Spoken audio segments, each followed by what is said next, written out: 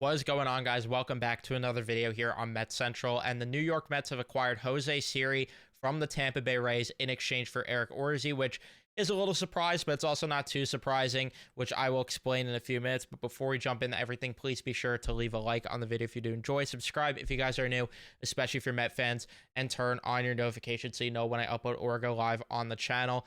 I love this trade because the Mets had to get a center fielder, which is why it is not too big of a surprise. It's just more of a surprise of who they acquired, because we heard them linked to a guy like Cedric Mullins. Not that we know if he's even available for trades, but I figured that made the most sense because of the fact that he is a lefty with Tyrone Taylor being a righty.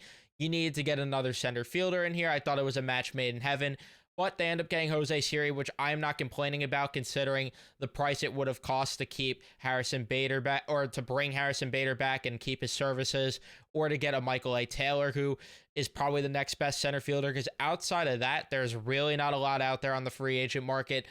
They needed to acquire someone that could go out there and have a plus glove and roam center field, because you don't want Starling Marte out there. That's very obvious. Brandon Nimmo can maybe play there in a pinch, but it's not ideal. Tyrone Taylor, streaky player, so you need to get another guy that is good out there defensively, and this is the guy they get in Jose Siri. And then if they were to land Juan Soto, which I know that's what everyone's attached to, then he wasn't going to play center field either, so they needed to get a guy that could play center field.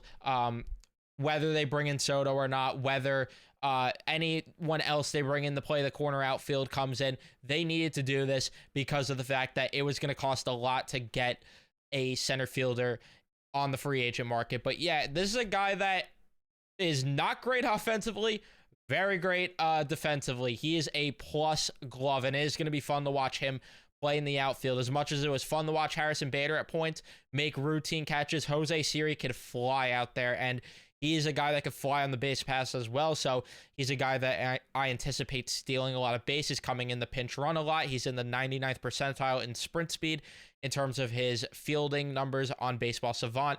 He's in the 99th percentile in OAA, 63rd in arm value, and 97th in arm strength. So a guy that plays elite defensively, not even a question.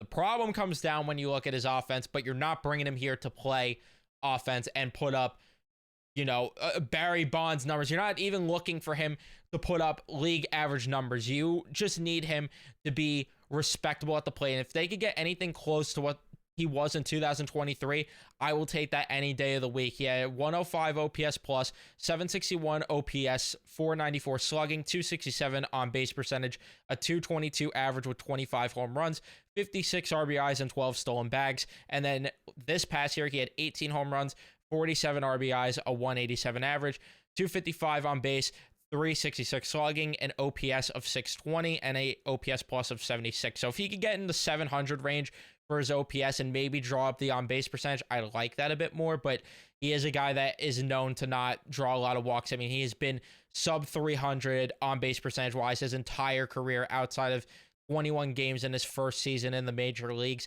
But the bigger sample size being these past 2 years, with 130 games this past year, 100 in 2023. The track record shows he is a guy that typically is not going to get on base a lot, but when he does make contact with the ball, make no mistake, it is going to be over the fence, because if you look at the barrel percentage, he is 94th percentile according to Savant, but you look at everything else, it is pretty much in the first or second percentile. If you look at expected batting average, you look at his whiff rate, K rate, chase rate, all that other stuff, he is a guy that does not swing the best bat up there. But again, you're bringing him in for his defense at the end of the day. So it's not like I'm going to lose sleep over the fact that he's not going to swing the bat well. And if it's really that bad, you have control over him. He's making $2.5 million, which is the best part about this. He is arbitration eligible the next 2 years after this year. You could easily opt him down to AAA if it really is that bad. Obviously, it would suck if it got to that scenario.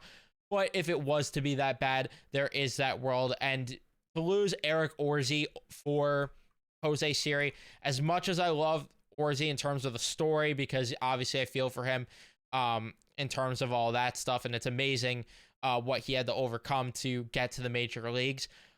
This is a guy that you move for a solid center fielder, and the Rays will probably make him a good pitcher, and I hope nothing but the best for Eric Orze in general. So I wish him luck there in Tampa Bay, and I believe they'll find a way to make him good because that's just what the Rays do.